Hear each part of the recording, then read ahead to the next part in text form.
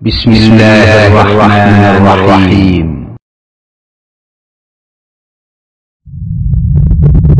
بالتعاون للدعوة والإرشاد والتوعية جارية يماما.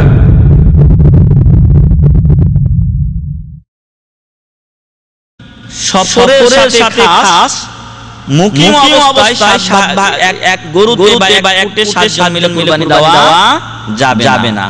তাদের এই মাসআলা বা এই ফতোয়া কোরআন ও হাদিসের বিপরীত। কারণ এভাবে কোনো খাস হাদিস বর্ণিত হয়নি যে আল্লাহ রাসূল সাল্লাল্লাহু আলাইহি ওয়াসাল্লাম 7 জনের ভাগকে সফরের সাথে খাস করেছেন আর মুকিমে অবস্থায় দেওয়া।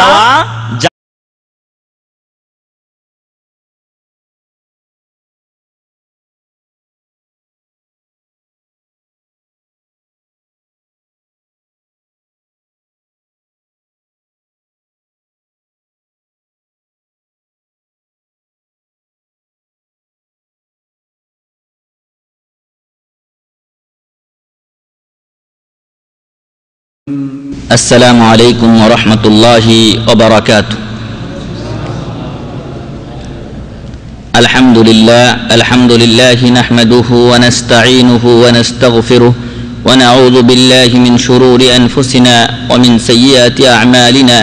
من يهده الله فلا مضل له ومن يضلله فلا هادي له وأشهد أن لا إله إلا الله وحده لا شريك له وأشهد أن محمدًا عبده ورسوله أرسله بالحق بشيرا ونذيرا وداعيا إلى الله بإذنه وسراجا منيرا.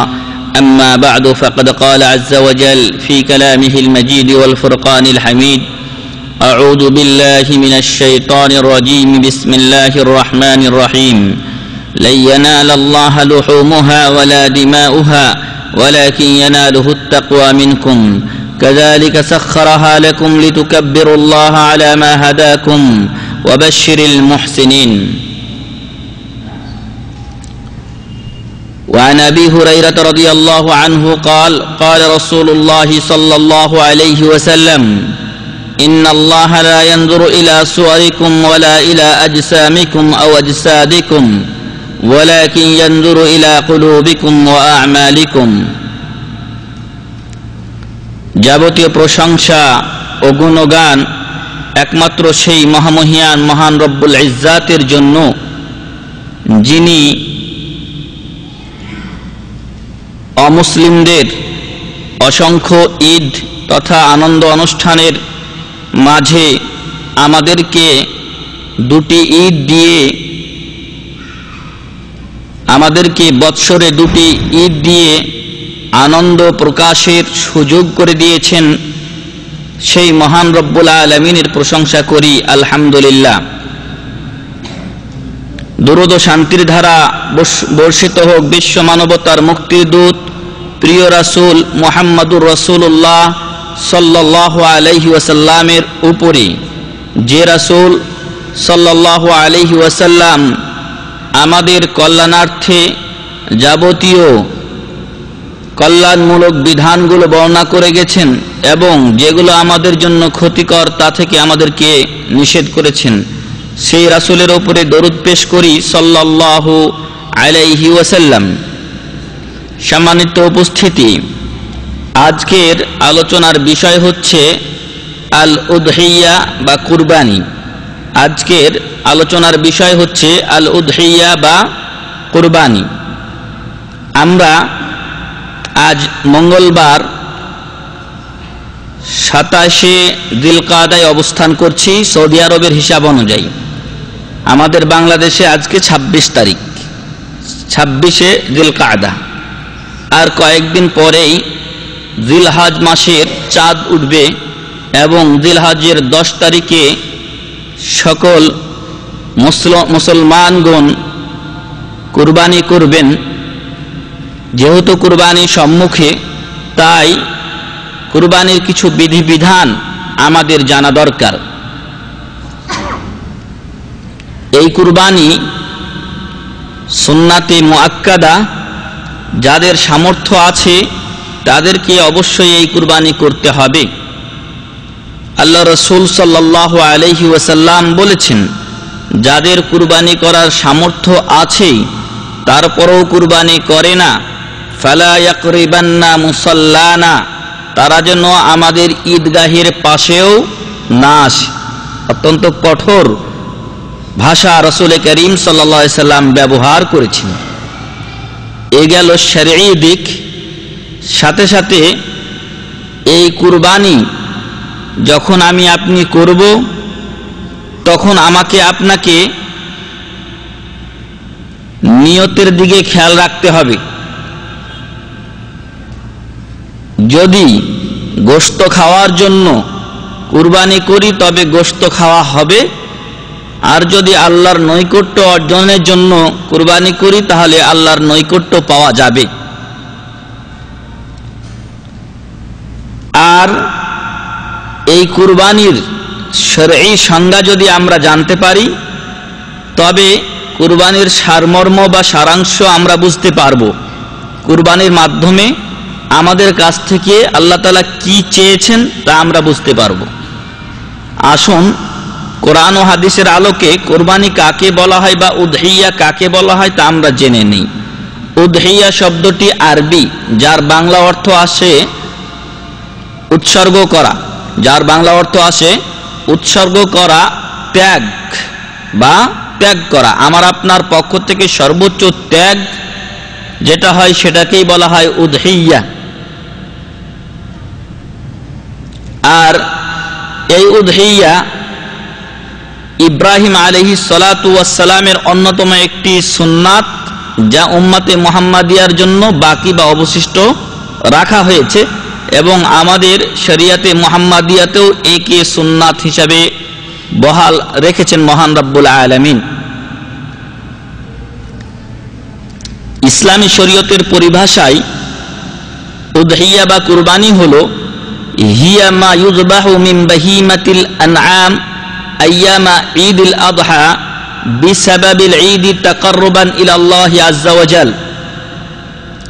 কুরবানি বা উদহিয়া হলো চতুষ্পদ জন্তু থেকে যা জবাই করা হয় ঈদের দিনে, ঈদুল আজহার দিনে, বিসাবাবিল ঈদ, আনন্দের জন্য, আনন্দ উৎসবের জন্য। কুরবানির দিনে যে সকল জন্তু বা পশুগুলো, চতুষ্পদ জন্তুগুলো জবাই করা হয়, তাকাররুবান ইলাল্লাহি আযজা ওয়া জাল, গোশত খাওয়ার জন্য নয় বরং আল্লাহর নৈকট্য লাভের জন্য। আল্লাহর নৈকট্য লাভের জন্য ঈদের দিনে আনন্দ উৎসবে থাকতে মুসলমানগণ যে চতুষ্পদ জন্তুগুলিকে জবাই করেন, এই কাজের নাম আল উদহিয়া বা কুরবানি। আর উদহিয়াকে উদহিয়া এজন্যও নাম রাখা হয়েছে যে এখানে গোশত খাওয়া উদ্দেশ্য নয়, বরং গোশতগুলো আমি আপনি, আমার আপনার দরিদ্র ভাই বোন যারা কুরবানি দিতে পারে না তাদের জন্য আমরা কিছুটা অংশ উৎসর্গ করব, তাদেরকে দিয়ে দিব আমরা। এটা হচ্ছে ত্যাগ, এটা হচ্ছে ত্যাগ। উম্মতে মুহাম্মাদিয়ার উপরে মহান রব্বুল আলামিনের বিশেষ রহমত যে কুরবানির গোশত তাদেরকে খাওয়ার ব্যবস্থা করে দেওয়া হয়েছে।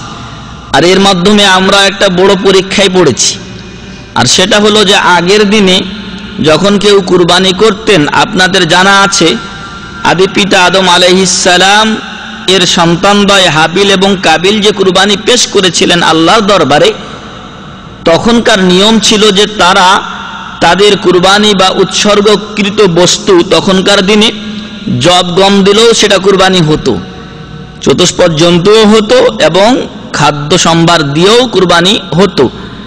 তো তারা এগুলো এক পাহাড়ের উপরে রেখে আসতেন, আল্লাহর কাছে দোয়া করতেন যে আল্লাহ এটা আমার পক্ষ থেকে তুমি কবুল করো। যারটা কবুল হতো আল্লাহর তরফ থেকে আগুন এসে ওটাকে জ্বালিয়ে ছারখার করে দিত বা ভস্মীভূত করে দিত। তাহলে বোঝা যেত যে এটা কবুল হয়েছে, আর যারটা জ্বলতো না বোঝা যেত যে এটা কবুল হয়নি। কিন্তু আমরা এগুলো কিন্তু বুঝতে পারছি না। আমাদের জন্য খাবারের বিধান রাখা হয়েছে, ফলে ইন্নাল্লাহ আলিমুম বিযাতিস সুদূর, আল্লাহ তাআলা অন্তর্যামী, তিনিই আমার আপনার অন্তরের খবর রাখছেন। তাই কোন ব্যক্তি তাকাররুবান ইলাল্লাহ, আল্লাহর নৈকট্য লাভের আশায় কুরবানি করছেন, আর কে লোক দেখানো অথবা মানুষ শোনানো অথবা গোশত খাওয়ার জন্য কুরবানি করছেন তা আল্লাহই ভালো জানেন। এর মাধ্যমে আমরা ফিতনায় পড়েছি, পরীক্ষায় পড়েছি, কারণ আমরা বুঝতে পারছি না যে কে গোশত খাওয়ার জন্য করে, কে নামের জন্য করে, আর কেই বা আল্লাহর সন্তুষ্টি লাভের আশাই করে। শেখ মোহাম্মদ বিন সালেহ আল উসাইমিন রাহিমাহুল্লাহ বলছেন, ওয়াহিয়া মিন শাআইরিল ইসলাম আল মাশরুআ বিল কিতাবি ওয়াস সুন্নাতি ওয়াল ইজমা। উযহিয়া বা কুরবানি ইসলামী একটা নিদর্শন, আলামত। এদিনে মুসলিম সমাজে অনেক চতুষ্পদ জন্তু কুরবানি করা হয়। সারা বিশ্ব জানতে পারে যে মুসলমানগণ এদিন কুরবানি করছে, সাথে সাথে এই কুরবানির গোশত তারা শুধু নিজেরাই খেয়ে নিচ্ছে না, কি করছে, দরিদ্র মিসকিনদের ঘরে ঘরেও পৌঁছে দিয়ে সকল উম্মাহ একসাথে মিলে তারা আনন্দ উপভোগ করছে। বিধর্মীদের মতো আমাদের ঈদ নয় যে কিছু লোক ঈদ করবে আর কিছু লোক না খেয়ে বাসায় বসে থাকবে। ওদের কিন্তু এই ব্যবস্থা নেই যে কে খেলো আর কে খেলো না সেই খোঁজ বা সংবাদ নিবে। কিন্তু মহান রব্বুল আলামিন আমাদের জন্য এই বিধান রেখেছেন, ইনশাআল্লাহ পরবর্তীতে আলোচনা আসবে ইনশাআল্লাহ। তো উনি বলছেন শেখ ইবনে উসাইমিন রাহিমাহুল্লাহ, ওয়াহিয়া মিন শাআইরিল ইসলাম আল মাশরুআ। কুরবানি ইসলামে এক অন্যতম নিদর্শন যা শরীয়ত সম্মত করা হয়েছে, বিল কিতাবি কোরআনের মাধ্যমে, ওয়াস সুন্নাহ হাদিসের মাধ্যমে, ওয়াল ইজমা এবং সকল উম্মাহ মুসলিমা ইজমা ঐক্যমত হয়েছেন যে কুরবানি ইসলামী শরীয়তের অন্যতম একটা অংশ। এখন আমরা জানবো যে কোরআনে মহান রব্বুল আলামিন আমাদেরকে কোথায় কুরবানি করতে বলেছেন। আমাদের সকলেরই জানা এবং মুখস্থ থাকা একটি ছোট্ট সূরা, যে সূরাটি অত্যন্ত গুরুত্বপূর্ণ, সেই সূরাতে আল্লাহ তাআলা বলছেন, যার নাম সূরাতুল কাউসার। আল্লাহ তাআলা এখানে বলছেন, ফাসাল্লি লিরাব্বিকা ওয়ানহার, ফাসাল্লি লিরাব্বিকা ওয়ানহার, তুমি তোমার পালনকর্তার উদ্দেশ্যে নামাজ পড়ো। অনেক মুফাসসিরিন বলেছেন এই নামাজ সালাতুল ঈদুল আযহা, ঈদের নামাজ পড়ুন আপনি, ওয়ানহার এরপরে কি করুন, কুরবানি করুন। কুরবানি নামাজ যেরকম আল্লাহর উদ্দেশ্যে হবে, কুরবানিও আল্লাহর উদ্দেশ্যেই হবে। যদি আল্লাহর উদ্দেশ্যে কুরবানি হয় তাহলে গ্রহণ হবে আল্লাহর কাছে, আর যদি অন্য উদ্দেশ্য হয় তাহলে তা গোশত খাওয়ার জন্য হবে, অথবা নাম পাওয়ার জন্য যদি করে যে না অমুক মোড়ল সাহেব বা ভুইয়া সাহেব 50,000 টাকা দিয়ে 60,000 টাকা দিয়ে কুরবানি দিয়েছেন, তাহলে তার সেই নামই হবে, আল্লাহর দরবারে তার সওয়াব লেখা হবে না, কুরবানি কবুলও হবে না। অপর আয়াতে আল্লাহ বলছেন, বিসমিল্লাহির রহমানির রহিম, কুল ইন্না সলাতি ওয়া নুসুকি ওয়া মাহইয়ায়া ওয়া মামাতি লিল্লাহি রাব্বিল আলামিন। হে মুহাম্মদ সাল্লাল্লাহু আলাইহি ওয়াসাল্লাম, আপনি বলে দিন, ইন্না সলাতি নিশ্চয় আমার নামাজ, ওয়া নুসুকি আমার কুরবানি, ওয়া মাহইয়ায়া আমার জীবন, ওয়া মামাতি আমার মরণ, অর্থাৎ আমি জীবিত থাকতে মৃত্যু অবধি যে কাজগুলো করব সবই কার, লিল্লাহি রাব্বিল আলামিন, মহান রব্বুল আলামিনের জন্য, আল্লাহর সন্তুষ্টি অর্জনের জন্য আমি এই সকল কাজ করছি। তাহলে এখানে নুসুক বলতে কুরবানিকে বোঝানো হয়েছে। ইন্না সলাতি ওয়া নুসুকি মানে আমার সালাত, আমার কুরবানি কার, লিল্লাহি রাব্বিল আলামিন, ওয়া মাহইয়ায়া ওয়া মামাতি লিল্লাহি রাব্বিল আলামিন, আমার এসব কিছু একমাত্র মহান রব্বুল আলামিনের সন্তুষ্টি লাভের জন্য, তার নৈকট্য হাসিলের জন্য। একটু আগেই আমরা কুরবানির সংজ্ঞায় পড়েছি, ঈদের দিনে যে সকল পশু জবাই করা হয় আল্লাহর নৈকট্য লাভের উদ্দেশ্যে, এটাই হচ্ছে উযহিয়া বা কুরবানি। একটু আগেই বলছিলাম যে এজন্য আমার আপনার নিয়ত পরিশুদ্ধ হতে হবে। নিয়তের গুরুত্ব বা ইখলাসের গুরুত্ব আপনাদেরকে বোঝাতে হবে না, আপনারা নিজেরাই জানেন। তবে একটু স্মরণ করিয়ে দিতে চাই যে নিয়তের এত গুরুত্ব বেশি যে আল্লাহর কিতাব আল কোরআনুল কারীমের পরে সবচাইতে বিশুদ্ধ গ্রন্থ বলে যেই গ্রন্থকে সকল উম্মতে মুসলিমা মেনে নিয়েছেন তা হলো সহিহুল বুখারী, সহিহুল বুখারীকে কোরআনের পরে সবচাইতে বিশুদ্ধতম গ্রন্থ বলে উম্মতে মুসলিমার সকল আলেমগণ মেনে নিয়েছেন, এবং বাস্তবেও তাই। এই সহিহুল বুখারীর প্রথম যে হাদিস ইমাম বুখারী রাহমাতুল্লাহ আলাইহি উল্লেখ করেছেন তা এই নিয়ত সম্পর্কে। আল্লাহ রাসূল সাল্লাল্লাহু আলাইহি ওয়াসাল্লাম বলছেন, ইন্নামাল আ'মালু বিন্নিয়াত, প্রত্যেক কাজ নিয়তের উপরে নির্ভরশীল। যে ব্যক্তি যেমন নিয়ত করবেন ওই ব্যক্তিকে তেমনই প্রতিদান দেওয়া হবে, বদলা দেওয়া হবে। এর পরের অংশে আল্লাহ রাসূল সাল্লাল্লাহু আলাইহি ওয়াসাল্লাম বলেছেন, ফামান কানাত হিজরাতুহু লিদুনিয়া ইউসিবুহা আও ইমরাআতিন ইয়ানকিহুহা ফাহিজরাতুহু ইলা মা হাজারা ইলাইহি, মুত্তাফাকুন আলাইহি। যে ব্যক্তি হিজরত করবে দুনিয়ার কোনো কিছু পাওয়ার জন্য অথবা কোনো নারীকে বিয়ে শাদী করার জন্য, তাহলে তার হিজরতের সওয়াব থেকে সে বঞ্চিত হবে, এবং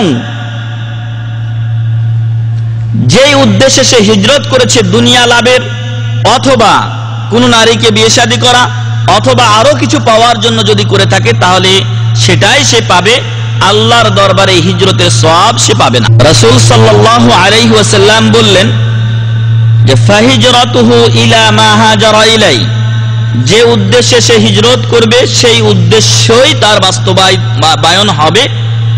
যদি হিজরতের দ্বারা হিজরতের সওয়াব পাবে, ফজিলত পাবে এই নিয়ত করে, তাহলে সে নেকি পাবে হিজরতের। আর যদি মনে করে যে হিজরতের মাধ্যমে আমি দুনিয়াবি কোনো কিছু চাই, তাহলে সেটা পেতেও পারে নাও পারে। দুনিয়াবি কোনো কিছু উদ্দেশ্য করলে তা পেতেও পারে নাও পারে। এ হচ্ছে বুখারী শরীফের হাদিস, মুসলিম শরীফের হাদিস। আল্লাহ তাআলাও বলছেন, ওয়ামা উমিরু ইল্লা লিয়াবুদুল্লাহা মুখলিসিনা লাহুদ্দিন, মানুষদেরকে একটি আদেশ করা হয়েছে যে তারা ইখলাস সহকারে আল্লাহর সন্তুষ্টি লাভের জন্য শুধু ইবাদত বন্দেগী করবে। এছাড়া কোনো দ্বিতীয় আদেশ তাদেরকে দেওয়া হয়নি।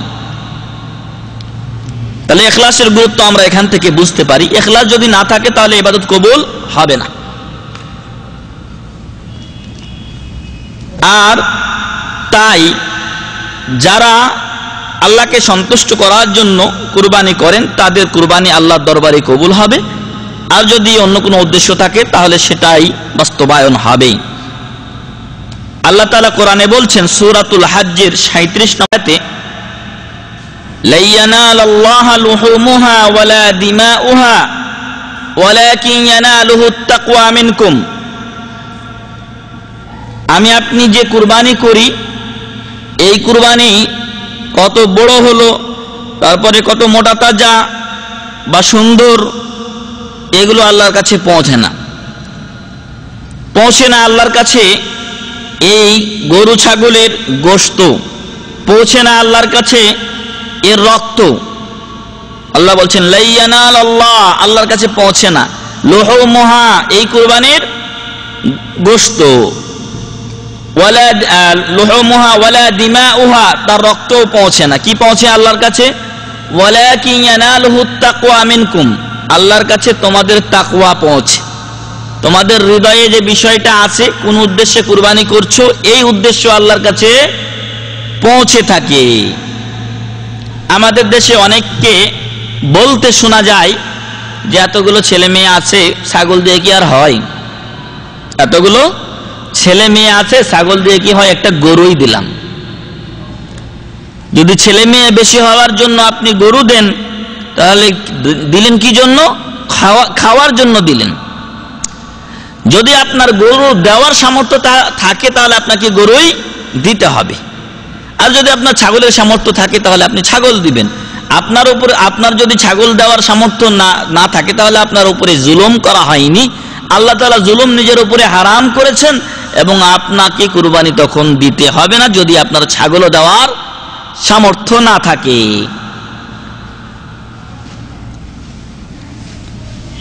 আবার অনেকে নাম পাওয়ার জন্য, যে আমরা সবচাইতে বড় গরুটা, বাজারের বড় গরুটা আমরা কুরবানি দিয়েছি, এই নাম পাওয়ার জন্য কুরবানি দিয়ে থাকে। বিশেষ ক্ষেত্রে অনেক এলাকায় আছে কুরবানি কেনার পরে এগুলোকে গ্রামে বা বাজারে প্রদক্ষিণ করা হয়, মানুষ দেখুক এটা আমরা কিনেছি। দ্বিতীয় কি আর উদ্দেশ্য থাকে? যদি এই হয় উদ্দেশ্য, তাহলে তার কুরবানি দেওয়া মানে গোশত খাওয়া, আল্লাহর উদ্দেশ্যে তার কুরবানি কবুল হবে না। তাই আল্লাহ বললেন লা ইয়ানালাল্লাহু লুহুমুহা ওয়ালা দিমাউহা, আল্লাহর কাছে এর রক্ত পৌঁছে না, এর গোশত পৌঁছে না। ওয়ালাকিন ইয়ানালুহুত তাকওয়া মিনকুম, তবে যে যে নিয়তে কুরবানি করছো সেই নিয়তটা আল্লাহর কাছে তাকওয়া, হৃদয়ের যে পরহেজগারিতা অর্থাৎ উদ্দেশ্য, এটাই আল্লাহর কাছে পৌঁছে থাকে।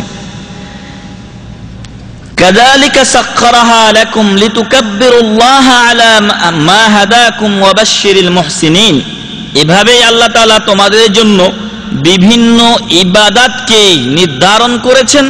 তার মধ্যে অন্যতম একটি ইবাদত হলো কুরবানি করা। আয-যাবহু, জবাই করা, কুরবানি করা ইবাদত। এই জবাই করা বা কুরবানি করা যদি আল্লাহ ছাড়া অন্যের জন্য হয় তাহলে কি হবে? শিরক হবে। জবাই করতে হবে আল্লাহর জন্য, আল্লাহর উদ্দেশ্যে কুরবানি করতে হবে আল্লাহর উদ্দেশ্যে। যদি এটা মানুষ অন্য উদ্দেশ্যে করে তাহলে শিরক হয়ে গেল। আল্লাহ তাআলা বলছেন কাযালিকা সাখখারাহা লাকুম, এভাবে আল্লাহ তাআলা এই কুরবানি সহ অন্যান্য বিভিন্ন ইবাদত তোমাদের জন্য নির্ধারণ করেছেন। কেন? লিতুকাব্বিরুল্লাহা আলা মা হাদাকুম, আল্লাহ তাআলা তোমাদেরকে যে সঠিক পথে হিদায়াত দিয়েছেন, যে দিক নির্দেশনা দিয়েছেন, এজন্য তোমরা আল্লাহর বড়ত্ব ঘোষণা করো, আল্লাহর মহত্ব বর্ণনা করো। তাই আল্লাহ তাআলা তোমাদের জন্য এ সকল ইবাদত শরীয়ত সম্মত করেছেন। আর এই বড়ত্ব ঘোষণা করা, আপনি আমাদের ইবাদতগুলো খেয়াল করে দেখেন, সবগুলোতেই আল্লাহর বড়ত্ব ঘোষণা করা হয়। আপনি নামাজ শুরু করছেন আল্লাহু আকবার, মানে কি? আল্লাহ মহান, আল্লাহ সবচাইতে বড়, আল্লাহর মহত্ব বড়ত্ব ঘোষণা করছেন। আপনি হাজরা আসওয়াদে গিয়ে, হজের মৌসুম, আমরা হজের আলোচনা বিস্তারিত করেছি আপনাদের সামনে। হজে গিয়ে আপনি হাজরা আসওয়াদ থেকে তাওয়াফ শুরু করছেন, বিসমিল্লাহ আল্লাহু আকবার, কার বড়ত্ব ঘোষণা? আল্লাহর। তালবিয়া পাঠ করছেন, অথবা শুরুতেই আপনি নিয়ত করছেন আল্লাহুম্মা লাব্বাইকা উমরাতান, আল্লাহুম্মা লাব্বাইকা হাজ্জান, কার জিকির? আল্লাহর জিকির। এজন্য আল্লাহ বলছেন যে লিতুকাব্বিরুল্লাহা আলা মা হাদাকুম, আল্লাহ যে তোমাদেরকে এই সকল ইবাদতের পথে হেদায়াত দান করেছেন, সঠিক পথ দেখিয়েছেন, এই জন্য তোমরা আল্লাহর বড়ত্ব ঘোষণা করবে, পবিত্রতা ঘোষণা করবে। রমজানের আয়াতগুলোর শেষে আল্লাহ তাআলা কি বলছেন? মা ইউরিদুল্লাহু বিকুমুল ইসরা ওয়ালা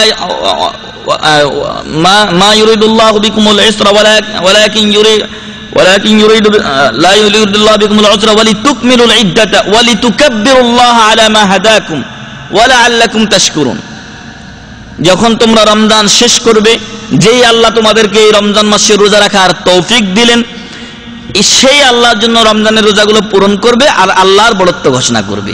যখনই আপনি রমজানের চাঁদ শেষ হয়ে গেল আর আপনি ঈদুল ফিতরের চাঁদ দেখলেন, তখন কি করবেন? আল্লাহু আকবার, আল্লাহু আকবার, লা ইলাহা ইল্লাল্লাহু, আল্লাহু আকবার, আল্লাহু আকবার, ওয়ালিল্লাহিল হামদ। এই তাকবীর, আল্লাহর বড়ত্ব আপনি ঘোষণা করবেন।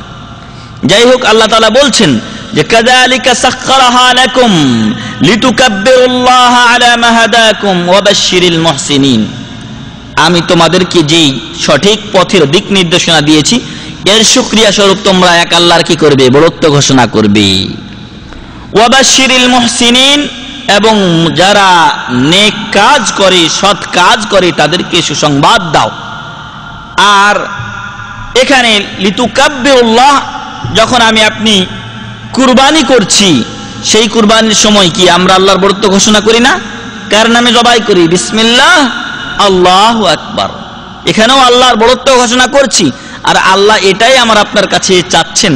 আল্লাহ চান না যে তোমার গোশতগুলো আমাকে কিছু দিয়ে দাও, আল্লাহ চান না রক্ত আমার কাছে চলে আসুক, চামড়া চলে আসুক, না, আল্লাহর কাছে এগুলো কিছু পৌঁছে না।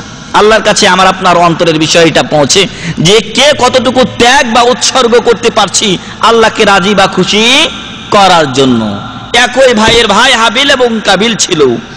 একজন নিয়ে আসছে যেগুলো হয়তো বা তেমন চলে না বাজারে, সেগুলো সেই সকল খাবার নিয়ে আসছে। আর একজন হাবিল সে নিয়ে আসছে তার একটা সুন্দর তরতাজা ছাগল ছিল, দুম্বা ছিল, সেই দুম্বাটাকে আল্লাহ রাস্তায় কুরবানি করার জন্য নিয়ে আসছে। তো এরকম যদি খালেস নিয়ত থাকে তাহলে অল্প দান দিয়েও বেশি সওয়াব পাওয়া যায়। এর অনেক দৃষ্টান্ত আপনাদের জানা আছে। আবু বকর রাদিয়াল্লাহু আনহু সামান্য দান দিয়ে উমর বিন খাত্তাব রাদিয়াল্লাহু আনহুর কোটি কোটি টাকার সম্পদের অর্ধেকের চাইতেও বেশি সওয়াব পেয়েছিলেন। আল্লাহু আকবার। ওমর রাদিয়াল্লাহু আনহু সেদিন হার মেনেছিলেন আবু বকর রাদিয়াল্লাহু আনহুর কাছে যে আবু বকর, তোমার সাথে আমি আর কোনোদিন প্রতিযোগিতা করে পারবো না। কারণ আবু বকর রাদিয়াল্লাহু আনহুর ত্যাগ কি ছিল? আধা কিলো হলেও ত্যাগটা ছিল পূর্ণ। উনার আধা কিলোই উনি নিয়ে চলে এসেছেন। আমরা হলে ভাবতাম কি, আমার তো আধা কিলো আছে বা 1 কিলো আছে, ওটার কি দিব আমি। কিন্তু আবু বকর রাদিয়াল্লাহু আনহুর ত্যাগ ছিল পূর্ণ, উমর রাদিয়াল্লাহু আনহুর ত্যাগ ছিল কি? অর্ধেক। ত্যাগ ছিল অর্ধেক, আর ওই তুলনায় আবু বকর রাদিয়াল্লাহু আনহুর ত্যাগ ছিল পূর্ণ। এই জন্য আল্লাহ রাসূল সাল্লাল্লাহু আলাইহি ওয়াসাল্লাম বলেছিলেন, আজকের দানের মধ্যে শ্রেষ্ঠ দান কার? আবু বকর রাদিয়াল্লাহু আনহু। আল্লাহু আকবার। তাই প্রিয় ভাই এবং বন্ধুগণ, কুরবানি দিব আমরা আল্লাহর সন্তুষ্টির জন্য।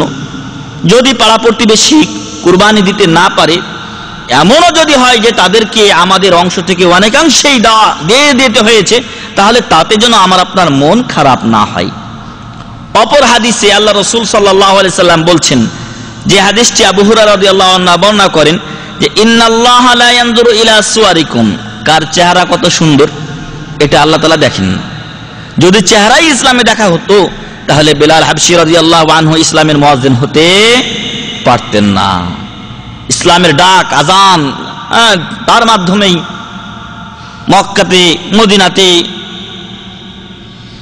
বাজছে এবং সকল মানুষ তার আওয়াজ শুনে নামাজে আসছেন। বেলাল রাদিয়াল্লাহু আনহু হাবশী, বেলাল হাবশী বলা হয়েছে। হাবশী মানে হাবশীরা অত্যন্ত কালো হয়, সেই কালো লোকও আল্লাহর কাছে মর্যাদাবান হয়েছেন। আল্লাহ রাসূল সাল্লাল্লাহু আলাইহি ওয়াসাল্লাম বললেন, ইন্নাল্লাহা লা ইয়ানজুরু ইলা সুওয়ারিকুম, আল্লাহ তাআলা তোমাদের চেহারা দেখেন না। যদি তাই হতো তাহলে খ্রিস্টানদের অনেকের চেহারা খুব সুন্দর, তাই না? ওরাই আমাদের চাইতে অগ্রে থাকতো। কিন্তু আল্লাহ রাসূল সাল্লাল্লাহু আলাইহি ওয়াসাল্লাম বলছেন যে হক এবং না হকের, ন্যায় ও বাতিলের মানদণ্ড চেহারা সুরাত নয়। ওয়ালাকিন ইয়ানজুরু ওয়ালা ইলা আজসামিকুম আও আজসাদিকুম, হাদিসের শব্দটা আমার সঠিক খেয়াল নেই, হয় আজসাদ আছে অথবা আজসাম আছে। আল্লাহ তাআলা তোমাদের বডির দিকেও দেখেন না, কার দেহ কত মোটা তাজা, ফিট, সুন্দর, লম্বা চওড়া, এগুলো আল্লাহ তাআলা দেখেন না। যদিও আমরা দুনিয়ার ক্ষেত্রে এগুলো দেখে থাকি, কিন্তু আল্লাহ তাআলার কাছে এগুলোর কোনো মূল্য নেই। ইন্নাল্লাহা লা ইয়ানজুরু ইলা সুওয়ারিকুম ওয়ালা ইলা আজসামিকুম আও আজসাদিকুম, আল্লাহর কাছে চেহারা সুরাতের সৌন্দর্যের কোনো মূল্য নেই। আল্লাহর কাছে কার বডি কত লম্বা আর কত ফিট এবং সুন্দর স্বাস্থ্য, এগুলো আল্লাহ তাআলা দেখেন না। কি দেখেন আল্লাহ তাআলা? ওয়ালাকিন ইয়ানজুরু ইলা কুলুবিকুম ওয়া আমালিকুম, আল্লাহ তাআলা আমার আপনার হৃদয় দেখেন এবং আমার আপনার আমল দেখেন। যদি আমার আপনার হৃদয় পরিষ্কার হয়, যদি আমার আপনার আমল কোরআন ও সুন্নাহ মোতাবেক হয়, তবে আমি আপনি মহান রব্বুল আলামিনের কাছে তাকওয়াবান, পরেজগার বলে এবং মর্যাদা সম্পন্ন বলে পরিগণিত হব। অন্যথায় আমার আপনার কোনো মর্যাদা আল্লাহর কাছে থাকবে না। এজন্য আল্লাহ রাসূল সাল্লাল্লাহু আলাইহি সাল্লাম নিজেও এক হাদিসে বলেছেন, লা ফাদলা লিআরাবিয়্যিন, লা ফাদলা লিআরাবিয়্যিন আলা আজামিয়্যিন ইল্লা বিত্তাকওয়া।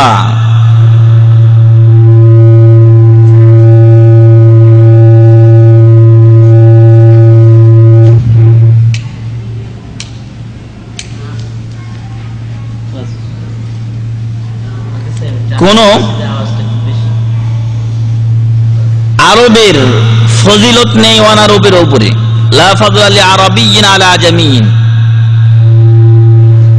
কারো ভাষা আরবি আর কারো ভাষা বাংলা অথবা ইংরেজি, উর্দু, হিন্দি, এগুলোর তফাৎ মহান রব্বুল আলামিনের কাছে নেই। এটা আরবি ভাষী নবী মুহাম্মদুর রাসূলুল্লাহ সাল্লাল্লাহু আলাইহি ওয়াসাল্লামের ঘোষণা। যদি এমনটি হতো যে আরবি ভাষা যারা জানে তাদের ফজিলত বেশি, তাহলে তো আমরা লাস্টে, তাই না?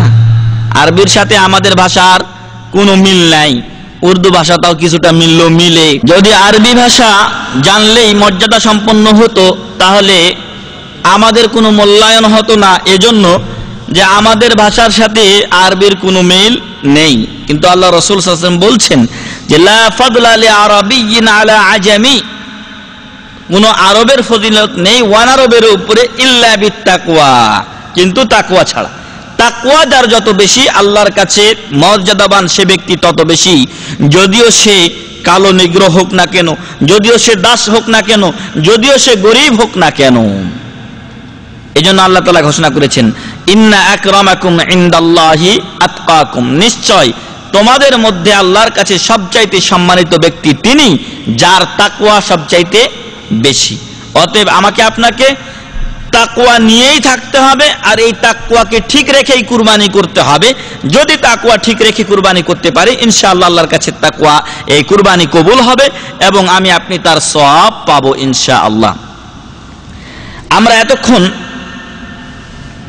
কুরবানির যে অর্থ তা জানলাম এবং সাথে সাথে কুরবানি করতে গিয়ে আমার আপনার যে নিয়ত, সে নিয়তকেও পরিশুদ্ধ করতে হবে। এছাড়া কুরবানির কোনো মূল্য নেই, তাও আমরা বুঝতে পারলাম। হাদিসে রাসূল সাল্লাল্লাহু আলাইহি ওয়াসাল্লামের মাধ্যমে এই কুরবানিকে শরীয়ত সম্মত করা হয়েছে। বুখারী এবং মুসলিমের হাদিসে এসেছে, আনাস রাদিয়াল্লাহু আনহু বলছেন দহা রাসূলুল্লাহ সাল্লাল্লাহু আলাইহি ওয়াসাল্লাম বিকাবশাইনি আমলাহাইনি, আল্লাহ রাসূল সাল্লাল্লাহু আলাইহি ওয়াসাল্লাম জবাই করেছেন ঈদুল আজহার দিনে, তিনি জবাই করেছেন কি কাবশাইনি আমলাহাইনি, দুটা তরতাজা দুম্বা। তাহলে ভালো গুণসম্পন্ন জিনিসগুলোই আমাদেরকে কুরবানি দিতে হবে। অনেকেই টাকার দিকে খেয়াল করতে গিয়ে শুধু একটা জান কিনে নিয়ে আসে বাজার থেকে, কিন্তু শরীরে তার কিছু থাকে না। আমি আমার ছোটকালে দেখেছি আমার গ্রামের কয়েকজন লোককে আল্লাহ তাদেরকে অনেক টাকা পয়সা দিয়েছেন, কোনো জায়গা জমি বিক্রি হলে ছাড়ার নামগন্ধ নাই, ওটা কিনতেই হবে। কিন্তু কুরবানি দেওয়ার সময় এমন কুরবানি বা এমন গরু তারা কিনতেন যে ওটা দেখা যাচ্ছে যে দাঁড়িয়ে আছে ঠিক, কিন্তু গোশত মস্ত কিছু নেই, সব হাড্ডি আর হাড্ডি, এরকম অবস্থা। তো আল্লাহ রাসূল সাল্লাল্লাহু আলাইহি ওয়াসাল্লাম এর সুন্নাত এর বিপরীত। রাসূল সাল্লাল্লাহু আলাইহি ওয়াসাল্লাম আমলাহাইনি, দুটা তরতাজা মোটা দুম্বা কুরবানি করেছেন। অতএব আপনি যদি ছাগল করেন তো একটা মোটা তাজা ছাগল করার চেষ্টা করেন, যদি গরু করেন আপনারা 7 জন মিলে হোক আর একাই হোক, তাহলে একটা ভালো তরতাজা গরু বা উট যেটা পারেন আপনারা সেটা কুরবানি করবেন। যাবাহাহুমা বিয়াদিহি, আল্লাহ রাসূল সাল্লাল্লাহু আলাইহি ওয়াসাল্লাম এই দুম্বা দুইটি নিজ হাতে মানে স্বহস্তে কুরবানি করেছেন। আমাদের দেশে এক্ষেত্রে একটা বেদাত চালু আছে, মোল্লা সাহেবের বা মৌলভী সাহেবের দ্বারা কুরবানি করাবে, আর মৌলভী সাহেব কি নিয়ে যাবে? কাল্লা নিয়ে যাবে। মৌলভী সাহেব কাল্লা নিয়ে যাবে, ও কুরবানি করা, ও যে জবাই করে দিল এই জন্য ওটা হাদিয়া না। সুন্নাত হলো যে আপনার কুরবানি আপনি নিজ হাতে জবাই করবেন। যদি না পারেন তাহলে অন্যকে দিয়ে কুরবানি করিয়ে নিতে পারেন, কিন্তু এর বিনিময়ে মাথা দিয়ে দিতে হবে। এটা তো নিষেধ, এমনি একদিক দিয়ে যে গোশত দেওয়া যাবে না তাকে, তার পারিশ্রমিক হিসাবে যাদেরকে দিয়ে আপনি কুরবানি করাবেন তাদেরকে এর পারিশ্রমিক হিসাবে আপনি গোশত দিতে পারবেন না। ওকে গোশত দিবেন, ফাও গোশত কি দিবেন? অতিরিক্ত তাকে খাবার জন্য গোশত দিবেন, আর এর কসাই হিসাবে বা তারা এই কাজ করে দিল এজন্য তাকে আলাদা পারিশ্রমিক দিতে হবে, না হলে সম্পূর্ণ নাজায়েজ হবে। আল্লাহ রাসূল সাল্লাল্লাহু আলাইহি ওয়াসাল্লাম নিষেধ করেছেন এরকম কাজ থেকে। তো আমাদের দেশে নিজ হাতে কুরবানি অনেকেই করে না, মৌলভী সাহেবকে ডেকে করায় এবং এই জন্য ওকে মাথাটা দিয়ে দেয়। এখন মাথা অনেক মূল্যবান হয়ে গেছে, আমার মনে হয় অন্য কিছু দেওয়ার ব্যবস্থা করছি।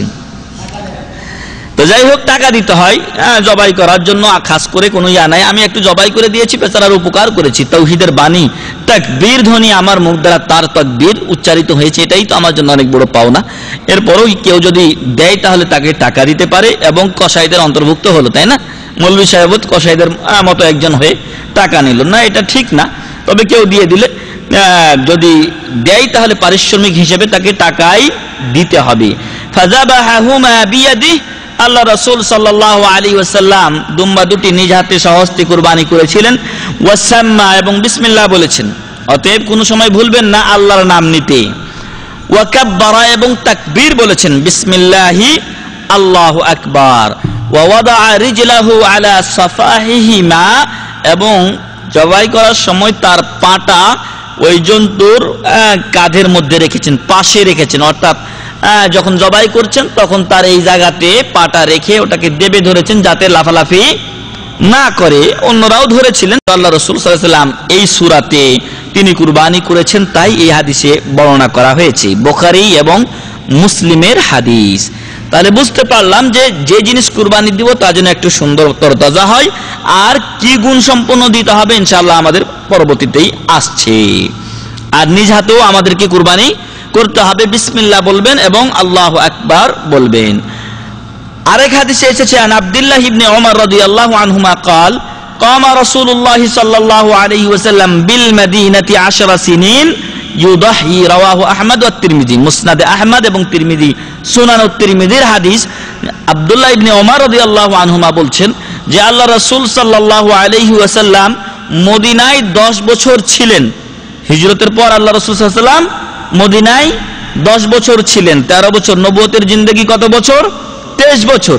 তার মধ্যে 13 বছর ছিলেন মক্কায়, আর এরপরে হিজরত করে মদিনায় ছিলেন 10 বছর। আব্দুল্লাহ ইবনে ওমর রাদিয়াল্লাহু আনহুমা বলছেন আল্লাহ রাসূল সাল্লাল্লাহু আলাইহি ওয়াসাল্লাম মদিনায় 10 বছর ছিলেন, 10 বছরই তিনি কুরবানি করেছেন। তাহলে সুন্নাতে মুআক্কাদা, কোনো বছর আল্লাহ রাসূল সাল্লাল্লাহু আলাইহি ওয়াসাল্লাম বাদ দেননি।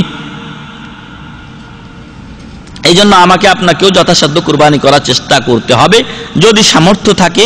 তবে আমি আপনি যেন কুরবানি করতে ভুল না করি। তারপর শেখ মুহাম্মদ ইবনে সালেহ আল উসাইমিন রাহিমাহুল্লাহ বলছেন যে ওয়াল আসলু ফিল উযহিয়্যাতি আন্নাহা মাশরুআতুন ফি হাক্কিল আহইয়া কামা কানা রাসূল সাল্লাল্লাহু আলাইহি ওয়াসাল্লাম ওয়াস সাহাবাতু ইউদাহহুনা ফি আনফুসিহিম ওয়া আহলিহিম। যারা জীবিত আছেন তারাই কুরবানি করবেন, এটাই আল্লাহ রাসূল সাল্লাল্লাহু আলাইহি ওয়াসাল্লাম এবং সাহাবাগণের আমল ছিল। ওয়া আম্মা মা ইয়াযুন্নুহু বা'দুল আম্মাতি মিন ইখতিসাসিল উযহিয়্যা বিল আমওয়াতি ফালা আসলা লাহ। অনেকে কুরবানি করে যেটা আমি আল্লাহ রাসূল সাল্লাল্লাহু আলাইহি ওয়াসাল্লামের নামে কুরবানি করে দিলাম।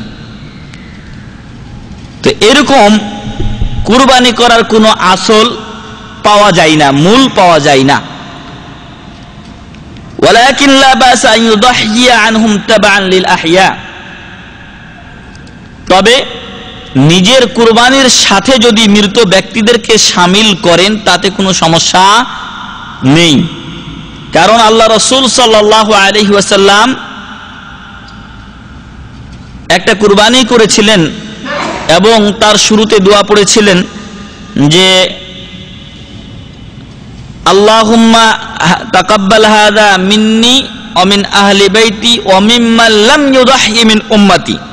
হে আল্লাহ, এই কুরবানি আমার পক্ষ থেকে, আমার পরিবারের পক্ষ থেকে এবং আমার উম্মতের যারা কুরবানি করেনি তাদের পক্ষ থেকে আপনি এটা কবুল করুন। বিসমিল্লাহি আল্লাহু আকবার। এরপর তিনি এটা কুরবানি করেছিলেন। তো আল্লাহ রাসূল সাল্লাল্লাহু আলাইহি ওয়াসাল্লামের আপনার শেষ অংশ ওয়ামিম্মান লাম ইউদাহহি মিন উম্মতি, এর দ্বারা প্রমাণ হয় যে তার উম্মতের মধ্যে যারা কুরবানি করেনি।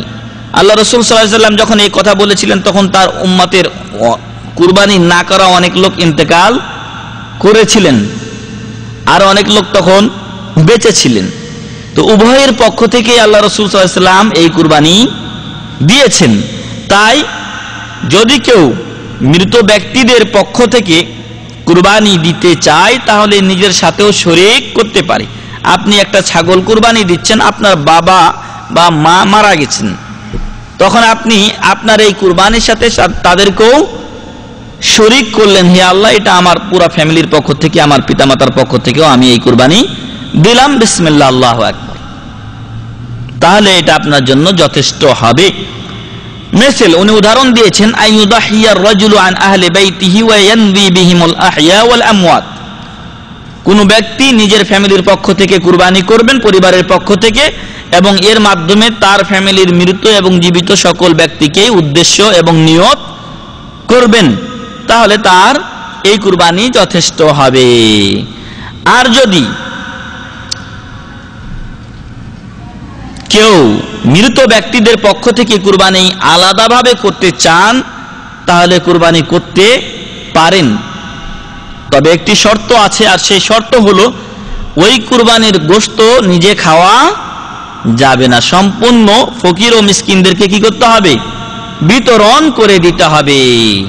যদি আপনি আপনার বাবার পক্ষ থেকে 7 ভাগের 1 ভাগ কুরবানি দেন আর আপনার বাবা মৃত, তাহলে ওই ভাগটা ফকির ও মিসকিনদের মধ্যে কি করতে হবে?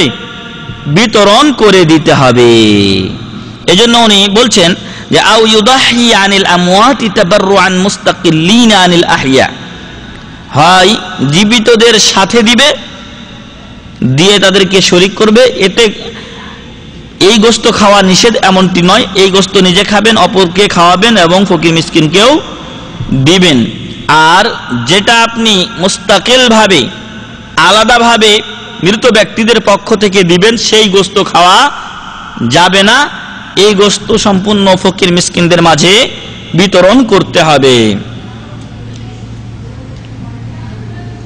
এই কুরবানি আমরা সাধারণত 7 জনের পক্ষ থেকে একটি গরু আর একজন বা এক ফ্যামিলির পক্ষ থেকে একটি ছাগল দিয়ে থাকি। ইদানিং বেশ কিছু লোক কোরআন ও হাদিস বুঝতে ভুল করায় তারা একটা মাসালা দেয় যে 7 ভাগের যে কুরবানি, এই কুরবানি সফরের সাথে খাস, মুকিম অবস্থায় 7 ভাগ এক গরুতে বা এক উটে 7 জন মিলে কুরবানি দেওয়া যাবে না।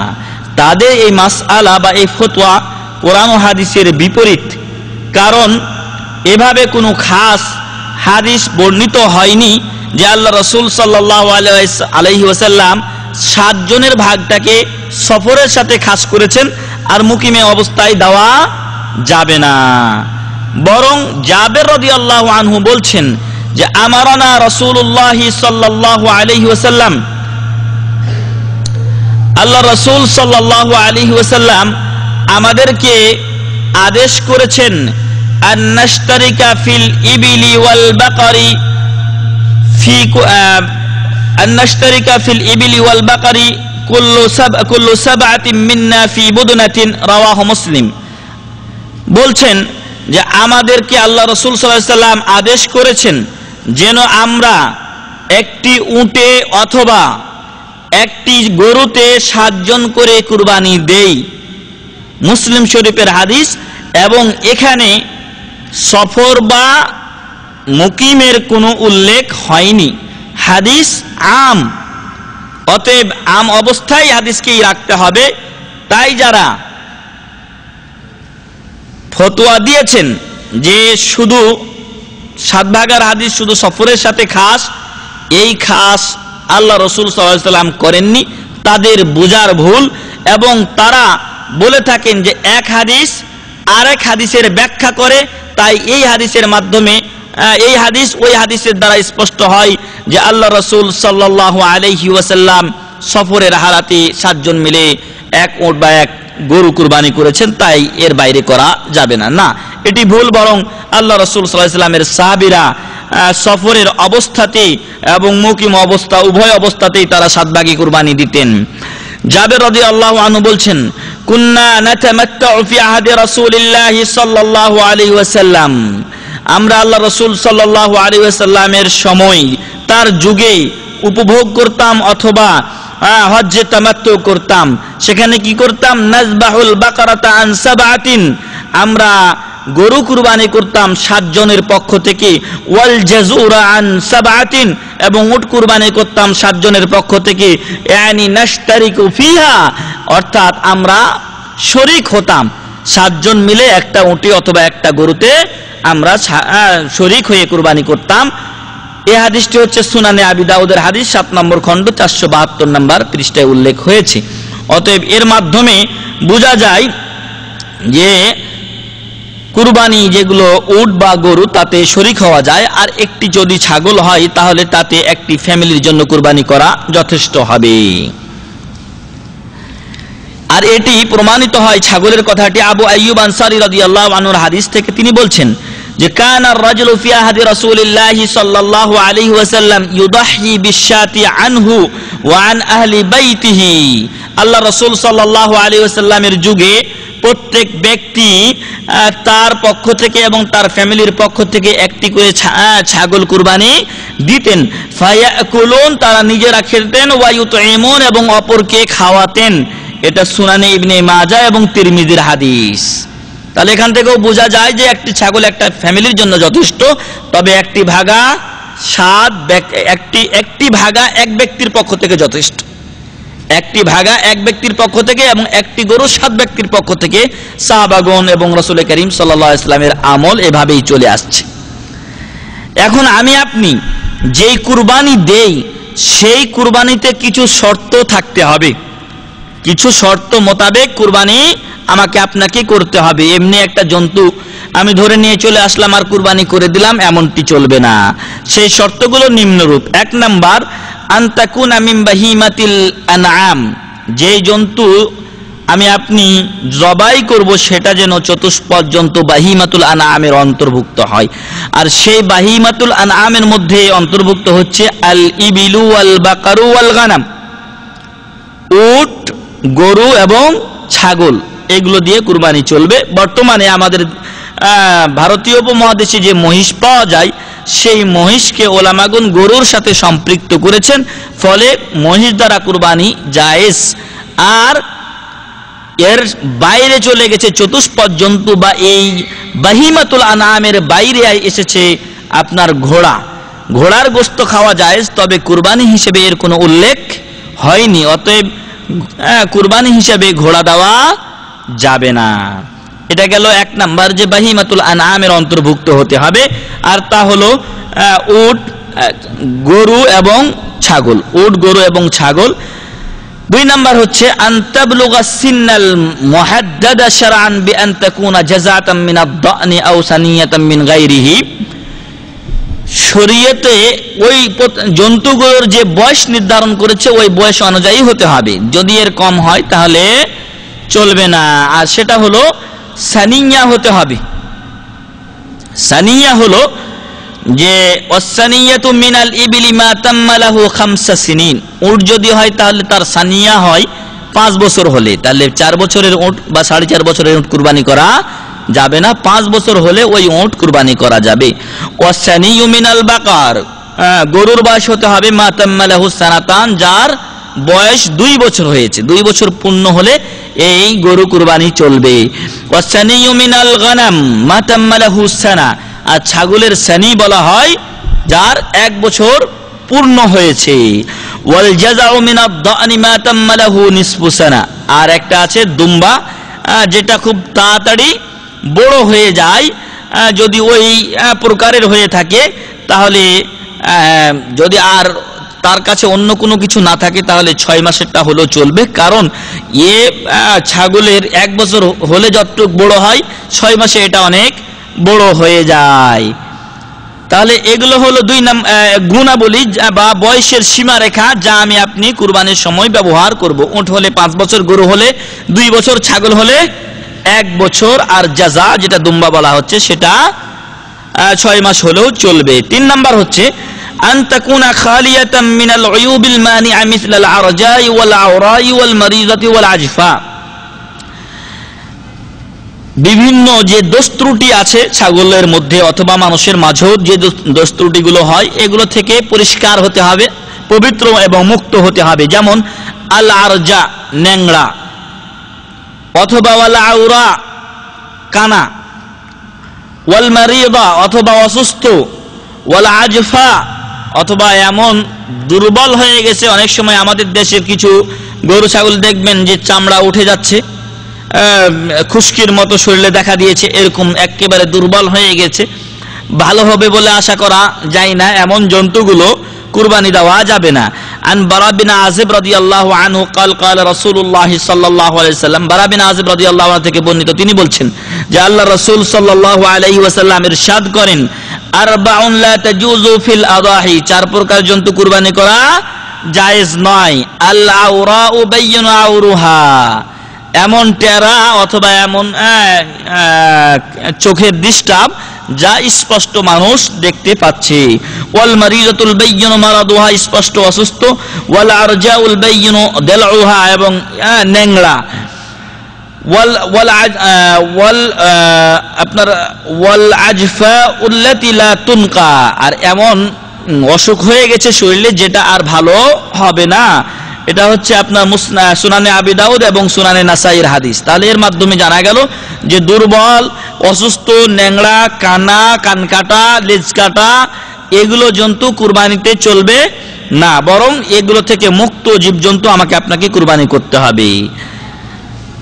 4 নাম্বার শর্ত হচ্ছে আনতাকুনা মিলকান লিল মুদাহি, যেই জন্তু আপনি কুরবানি করছেন সেই জন্তু যেন আপনার নিজের মালিকানাধীন হয়। কুরবানির আগের হাটে আমাদের দেশের লোকেরা খুব সাবধান থাকে, কারণ যে কোনো মুহূর্তে ছাগলটা বা গরুটা হারিয়ে যেতে পারে, কেউ নিয়ে এটাকে বিক্রি করে দিতে পারে। এজন্য আপনাদেরকেও বলছি সাবধান এবং সতর্ক থাকবেন। আনতাকুনা মিলকান লিল মুদাহি, কারো ছাগলকে অন্যজন যদি ধরে নিয়ে এসে কুরবানি দিয়ে দেয় তাহলে তার কুরবানি কবুল হবে না, বরং চুরির অপরাধে আল্লাহর কাছে সে দণ্ডিত হবে। দুনিয়াতে শাস্তি যদি সম্ভব হয় তাহলে হলো, না হলে আল্লাহর কাছে সে শাস্তি পাবে। 5 নাম্বার শর্ত হচ্ছে আন ইউদাহিয়া বিহা ফিল ওয়াক্তিল মুহাদ্দাদি শারআন। সবকিছু আগের 4 নাম্বার আজ পর্যন্ত আছে, কিন্তু 5 নাম্বার যদি না থাকে তাহলে কুরবানি হবে না।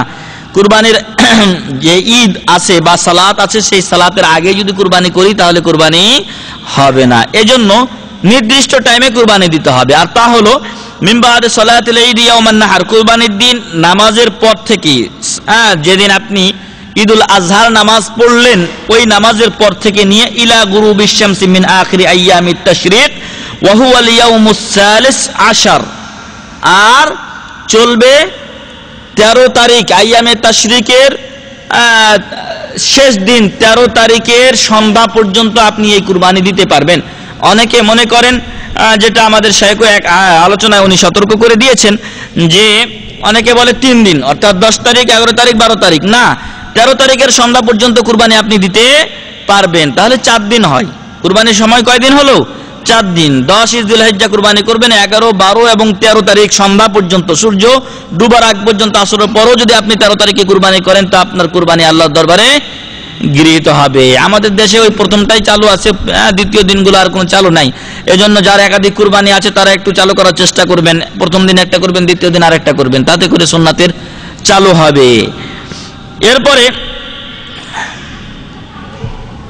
বলছেন শাইখ যে ওয়ায়াজুজু যাবহুল উযহিয়্যাতি লাইলান আও নাহারান ওয়াযযাবহু ফিন নাহারি আওলা, যদি কেউ রাত্রেও জবাই করে, অর্থাৎ 13 তারিখ সন্ধ্যা পর্যন্ত তো জায়েজ, এর আগে 10 তারিখ রাত, 11 তারিখ রাত, 12 তারিখ রাতে যদি কেউ জবাই করে তাহলে সেটা তার জন্য জায়েজ, তবে দিনে জবাই করাটা উত্তম। ওয়া ইয়াউমাল ঈদি বাদাল খুতবাতাইনি আফদালু মিম্মা ইয়ালি, আর খুতবা শেষ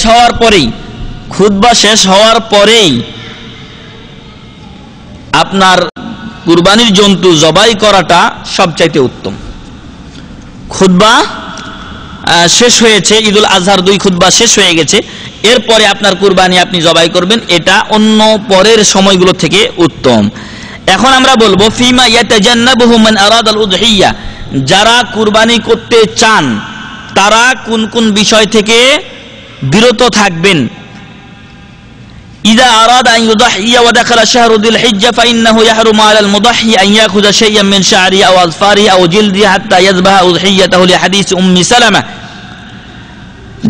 যে ব্যক্তি কুরবানি করতে চান আর জিলহজ মাসের 1ম তারিখ চলে এসেছে, তার জন্য জায়েজ নয় যে সে নখ অথবা চুল অথবা চামড়ার কোনো অংশ কর্তন করবে, বরং ঈদের নামাজ পড়ে এসে জবাইও করবে আর চুলও কাটবে, নখও কাটবে, বা চামড়া যদি কোনো জায়গায় হাতের বা পায়ের কোথাও বেড়ে থাকে যেটা তার কাটার দরকার সেটা যেন সে কাটে। কারণ হাদিসে এসেছে উম্মে সালামা রাদিয়াল্লাহু আনহা থেকে বর্ণিত, তিনি বলেন রাসূল করিম সাল্লাল্লাহু আলাইহি ওয়াসাল্লাম বলেছেন যে ইযা দাখালাতিল আশারু ওয়া আরাদা আহাদুকুম আন ইউদহিয়া ফালইউমসিক আন শা'রিহি ওয়া আযফারি, তোমাদের যখন প্রথম 10 জিলহিজ্জা চলে আসে আর তোমাদের কেউ কুরবানি করতে চায়, তখন যেন সে তার নখ এবং চুল না কাটে, এগুলো কাটা থেকে যেন সে বিরত থাকে। রাওয়াহু মুসলিম ও আহমদ, মুসলিম এবং মুসনাদে আহমদের হাদিস। ওয়া হাযাল হুকমু খাসুন বিমান ইউদহি ফাকাত, আর এটা ওই ব্যক্তিদের জন্য খাস যারা জবাই করবেন, অর্থাৎ যারা কুরবানি দিচ্ছেন তাদের জন্য, যারা কুরবানি দেয় না তাদের সাথে এটা খাস নয়। অনেকেই আমি ব্যক্তিগতভাবে আগে শুনেছিলাম ছোটকালে যে যাদের কুরবানি দেওয়ার সামর্থ্য নাই ওরা যদি 1 তারিখ থেকে নিয়ে 10 তারিখ পর্যন্ত চুল এবং নখ না কাটে, চামড়া না কাটে, তাহলে তারা কুরবানির সওয়াব পাবে। অথচ আমার জ্ঞান একদিকে বা এই সমস্ত লোকদের ধারণায় এক কোনায় আর হাদিস কোরআন আর এক কোনায়। তো হাদিস হচ্ছে যে যারা কুরবানি দিবেন তাদের সাথে এটা খাস।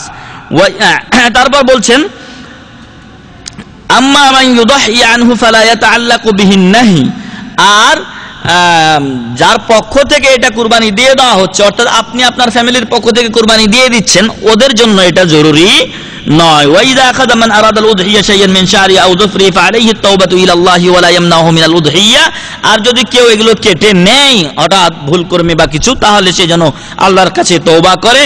আর ওয়াইদা আখাযা শাইয়ান মিন যালিকা নাসিয়ান আও জাহিয়ান ফালা ইসমা আলাই, ভুলে করলে কোনো গুনাহ নেই, ইচ্ছা করে করলে সে যেন আল্লাহর কাছে তওবা করে। এটা কুরবানি কবুল হওয়াতে কোনো বাধা দেয় না, তবে এটা একটা ইসলামী নিয়ম যা আল্লাহ রাসূল সাল্লাল্লাহু আলাইহি ওয়াসাল্লামের এই হাদিস থেকে আমরা বুঝতে পারলাম। এরপরে শুরুতুজ যাকাত, যখন আপনি কুরবানি করবেন সেই সময়ে কিছু শর্ত আছে। আপনার কুরবানি যদি একজন হিন্দু জবাই করে হবে না, সম্পূর্ণ নাজায়েজ। এজন্য কিছু শর্ত আছে। 1 নম্বর শর্ত হচ্ছে আইয়াকুন আল মুযাক্কি আকিলান মুমাইমিজা, যে জবাই করবে ও যেন জ্ঞান সম্পন্ন হয়, পাগলে যদি জবাই করে তাহলে চলবে না। 2 নম্বর হচ্ছে আইয়াকুন আল মুযাক্কি মুসলিমান আও কিতাবিয়ান, হয় মুসলমান হতে হবে অথবা কিতাবী হতে হবে। কিতাবী কাকে বলা হয়? ইহুদি বা খ্রিস্টান। তাদের খাবার, তাদের জবাই করা পশু আমাদের জন্য হালাল করা হয়েছে। অতএব আমরা যদি এখন মনে করি যে ওরাই তো সবচাইতে বড় বদমাশ, শিরক করে ইত্যাদি, এটা আমাদের বলার উপায় নেই, এজন্য যে আল্লাহ তাআলা হালাল করে দিয়েছেন, আল্লাহর উপরে আমাদের কোনো কথা নেই। আল্লাহ তাআলা জানেন ওরা শিরক করে, ওরা বেদাত করে, ওরা অনেক কিছুই হারামিপনা করে, তারপরেও আল্লাহ তাআলা আমাদের জন্য তাদের খাবার এবং জবাই করার জন্য হালাল করেছেন। অতএব যেটা আল্লাহ বলেছেন সেখানে আমান্না ওয়াসাল্লাম না। এই জন্যই আমি আপনি মুসলিম, আত্মসমর্পণকারী আল্লাহ এবং আল্লাহ রাসূল সাল্লাল্লাহু আলাইহি ওয়াসাল্লামের বিধানের কাছে। যাই হোক, কিতাবী যদি জবাই করে তাহলে সেটাও আমাদের জন্য জায়েজ হবে। আর কুরবানির জন্তু জবাই করার জন্য কোনো বুদ্ধিস্ট যদি হয় চলবে না, কোনো হিন্দু হলেও চলবে না, শুধুমাত্র মুসলিম এবং কিতাবী হলেই চলবে। 3 নাম্বার আইয়ান বিয়া বিযালিকা তাজকিয়া, এর মাধ্যমে আমি আপনি কুরবানি করাই যেন উদ্দেশ্য হয়, আল্লাহর সন্তুষ্টি অর্জন উদ্দেশ্য হয়। 4 নাম্বার হচ্ছে আল্লাহ ইয়াকুনা যাবহু লিগাইরিল্লাহ, কুরবানি করছি কিন্তু আমি বিসমে খাজা বাবা, আল্লাহর নাম বাদ দিয়ে খাজা বাবার নাম দিয়ে দিলাম অথবা কোনো পীরের নাম দিয়ে দিলাম, আমি তার ভক্ত, তার নাম দিয়ে দিলাম না, সম্পূর্ণ হারাম। গোশত খাওয়া হারাম, কুরবানি হারাম এবং শিরক। জি। 5 নাম্বার আল্লাহ ইউসাম্মি আলাইহা বিইসমিন গায়রিল্লাহ, আল্লাহ ছাড়া অন্যের নাম যেন না নেয়। আনতাকুনা 6 নাম্বার হচ্ছে আনতাকুনা যাকাতু বিশাইইন হাদ, যখন কুরবানি করবেন আপনার ছুরি যেন কি হয়? ধারালো হয়, ভোতা ছুরি যেন না হয়। আল্লাহ রাসূল সাল্লাল্লাহু আলাইহি ওয়াসাল্লাম বলছেন ইন্নাল্লাহা কাতাবাল ইহসানা আলা কুল্লি শাই, আল্লাহ প্রত্যেক জিনিসের উপরে ইহসান, দয়া করা লিখে দিয়েছেন। ফাইদা কাতালতুম ফাআহসিনুল কিতলা, যখন কাউকে তোমরা মেরে ফেলবে তখন ভালোভাবে মেরে ফেল। কিভাবে? আমাদের বাংলাদেশের 8 জন লোকের এখানে শিরোচ্ছেদ হয়েছে, তা না? এটাকে অনেকে অমানবিক বলে উল্লেখ করেছে এবং এই ব্যাপারে আমাদের দেশের পেপার পত্রিকাতে অনেক কিছু লেখা হয়েছে। মনে রাখবেন বা খেয়াল করুন যে আমাদের আগের প্রেসিডেন্ট যিনি ছিলেন শেখ মুজিবুর রহমান, যেভাবেই হোক তার হত্যার বিনিময়ে 5 জন লোককে হত্যা করা হয়েছে। তাদেরকে যে হত্যা করা হয়েছে সেই হত্যার চাইতে এই হত্যা অনেক আরামদায়ক, এবং এটাই স্বাভাবিক। একজন লোককে আপনি ফাঁসিতে ঝুলিয়ে দিলেন, এরপরে ওর ধীরে ধীরে জিহ্বা বের হয়ে তারপর ওর জীবন যাচ্ছে, কত না কষ্ট। আর এরা অপরাধী নিশ্চিত। আর বলছে যে একসাথে এরকম 8 জন লোক, ওইখানে যদি 5 জন লোক হত্যা হতে পারে, আরো 6 জন যদি লিস্টে থাকতে পারে, তাহলে এখানে একজন লোককে এই 8 জন বা 11 জন মিলে যদি হত্যা করে, তাহলে তাদেরকে হত্যা করতে কোথায় বাধা কোথায়? সাথে সাথে ওমর বিন খাত্তাব রাদিয়াল্লাহু আনহুর সময় একজন লোকের হত্যার বিনিময়ে একাধিক লোককে 50 জন লোককে হত্যা করা হয়েছিল। তারপরে অনেকের কাছ থেকে এরকম মতামত বা এরকম কথা উঠেছিল। তারপর তিনি বলেছিলেন যে আহলে সানআ এখন ইয়ামানের রাজধানী, আহলে সানআ যদি সবাই মিলে, অর্থাৎ লাখ লাখ লোক মিলেও যদি একটা লোককে হত্যা করে, তাহলে আমি এই এক লোকের বিনিময়ে ওদের সবাইকে হত্যা করতাম। আল্লাহু আকবার। তাহলে কয়জন লোক মূল্য সেটা জানার বিষয় না, দেখার বিষয় না, দেখার বিষয় ওরা এই হত্যার সাথে জড়িত কিনা। যদি জড়িত হয় তাতে তাদের প্রায়শ্চিত্ত তাদেরকে ভোগ করতেই হবে। যাই হোক, যে কথা বলছিলাম যে আল্লাহ রাসূল সাল্লাল্লাহু আলাইহি ওয়াসাল্লাম বলছেন ফাইদা কাতালতুম ফাহসিনুল কিতলা, যখন তোমরা কাউকে হত্যা করো, এবং হত্যার বিধান কোরআন ও হাদিসে আছে, হত্যার বিনিময়ে হত্যা অথবা যারা কেসাস যাদের উপরে বর্তায়, এগুলোর বিনিময়ে যখন তাদেরকে হত্যা করা হবে তখন যেন ভালোভাবে হত্যা করা হয়। আর একবারে যদি হত্যা করে দেওয়া হয় তাহলে তার আত্মা আস্তে এমনি বের হয়ে যায়, কষ্ট তার হয় না। অতএব আমাকে আপনাকে এই পন্থায় অবলম্বন করতে হবে যা কোরআন ও হাদিসে বর্ণিত হয়েছে। ওয়াইদা যাবাহতুম ফাহসিনুজ যাবিহা, আর যখন তোমরা জবাই করবে তখন ভালোভাবে জবাই করো। ওয়ালিয়ুইদ্দা আহাদাকুম শাফরাতাহু ওয়ালিয়ুরিহ যাবিহাতাহু, তোমাদের কেউ যখন জবাই করবে তখন যেন সে তার চাকুকে ধার দিয়ে নেয়, এবং তার জবাইকৃত পশুকে যেন সে আরাম দেয়। এমন যেন না হয় যে সে চাকুকে ধার দেয় নাই, অথবা তার জবাই করার যে যন্ত্র সেটাকে ধার দেয় নাই, আর জবাই করছে, কাটতেই আছে আর যায় না, আর ওদিকে যে জন্তুকে সে জবাই করছে তার কষ্ট হচ্ছে, এরকম যেন কোনো সময় না হয়। আমাকে আপনাকে এদিক খেয়াল করতে হবে। আর এদিকটা খেয়াল করার জন্য পশুর দিকেও খেয়াল রেখেছেন রাসূল সাল্লাল্লাহু আলাইহি ওয়াসাল্লাম। আর তাই তিনি বলেছেন যে একটা জন্তুর সামনে আর একটা জন্তুকে কি করিও না, জবাই করিও না, কারণ ও আগেই ভয়ে ভীত হয়ে যাবে। অতএব আলাদা দূর স্থানে আপনি তাকে জবাই করুন।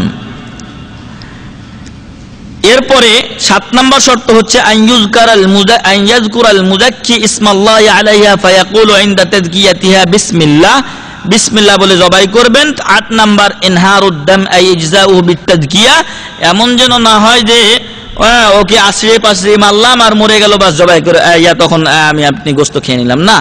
অবশ্যই আপনার ছুরি ধারালো করতে হবে, এবং এর আপনাকে জবাইয়ের মাধ্যমে ওই জন্তুর জীবন বের করতে হবে। এমনটি যদি হয় যেটাকে নাতিহা বলা হয়, অর্থাৎ আপনি হয়তো দূর থেকে তীর মারলেন, তীর মেরে অথবা পাথর মেরে আপনি তাকে হত্যা করলেন, অথবা উপর থেকে পড়ে গেছে, নিচে দিয়ে মরে গেছে, না, এটা আপনার জন্য খাবার জায়েজ নয়। আপনাকে আমাকে দম বা রক্ত বের করতে হবে।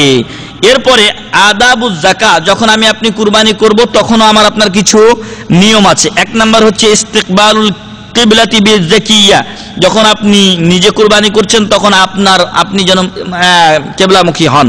2 নম্বরে হচ্ছে আল ইহসানু ফিত তাযকিয়া, জবাই করার সময় যেন জন্তুর দিকে আপনি দয়া করেন। তারপর 3 নম্বর হচ্ছে কাতুল হুলকুমি ওয়াল মারই জিয়াদাতান আলা কাতইল ওয়াদাজাইন, তার যে 2টা শাহরগ আছে এর সাথে অন্যান্য আরো যে রগটকগুলো আছে এগুলো আপনি কর্তন করবেন যাতে তার জীবন সহজে বের হয়ে যায়। 4 নম্বর হচ্ছে আন ইউকাব্বিরা বা'দা তাসমিয়া, বিসমিল্লাহ বলার পরে তাকবীর বলবে, বিসমিল্লাহি আল্লাহু আকবার, বিসমিল্লাহি আল্লাহু আকবার বলে জবাই করবে।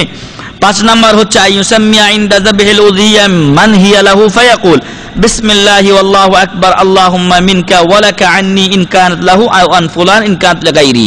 তো যখন জবাই করবে তখন সে বিসমিল্লাহ আল্লাহু আকবার বলে বলবে যে আল্লাহুম্মা হাদা লাকা, এটা আল্লাহুম্মা মিনকা ওয়া লাকা, এটা এই জন্তুটা আপনার পক্ষ থেকে এবং আপনার জন্য কুরবানি করছি। আন্নি যদি নিজের পক্ষ থেকে হয় তাহলে আন্নি বলবেন, মানে আমার পক্ষ থেকে। আর যদি কোনো ব্যক্তির আপনি কুরবানি করে দেন তাহলে আন আব্দুল্লাহ অথবা আন আব্দুর রহমান আল্লাহুম্মা তাকাব্বাল হাযা মিন আব্দুল্লাহ ওয়া আহলিহি, আব্দুল্লাহ এবং তার পরিবার অথবা আব্দুর রহমান বা তার পরিবারের পক্ষ থেকে আপনি এটা কবুল করুন, এভাবে দোয়া করবেন। মাকরুহাতুজ যাকা, এরপর আমরা বলবো যে জবাই করার সময় কিছু জিনিস আছে যা থেকে বেঁচে থাকা একান্ত জরুরি। 1 নাম্বার আনতাকুনা বিআলাতিন গায়রু হাদ্দা, যা আমরা বলে এসেছি চাকু বা আপনার অস্ত্র যেন, ছুরি যেন আপনার ভোতা না হয়। 2 নাম্বার আইয়াফআলা মা ইউআল্লিমুহা বা'দা তাযকিয়া ওয়া ক্বাবলা যুহুকি রূহিহা, যেই জন্তু আমি আপনি জবাই করছি সেই জন্তুর আত্মা বা জীবন বের হয়ে যাওয়ার আগে তার কষ্ট হোক এমনটি যেন না হয়। অনেক সময় দেখা যায় আমাদের দেশে 2-3 জন মিলে রশি দিয়ে বাঁধো, টানো, ফেলো ইত্যাদি করা হয়। তো এক্ষেত্রে আমাদেরকে সহজ উপায় বের করতে হবে যাতে করে অতি তাড়াতাড়ি এই জন্তুর জীবন চলে যায়। আমাদের দেশে গরুর আগে পা বাঁধে, তারপর মই দিয়ে চাপা দিয়ে ধরে ইত্যাদি ইত্যাদি করে। এগুলোর মধ্যে সবচাইতে উত্তম যে ব্যবস্থা সেটাই আমাদেরকে গ্রহণ করতে হবে।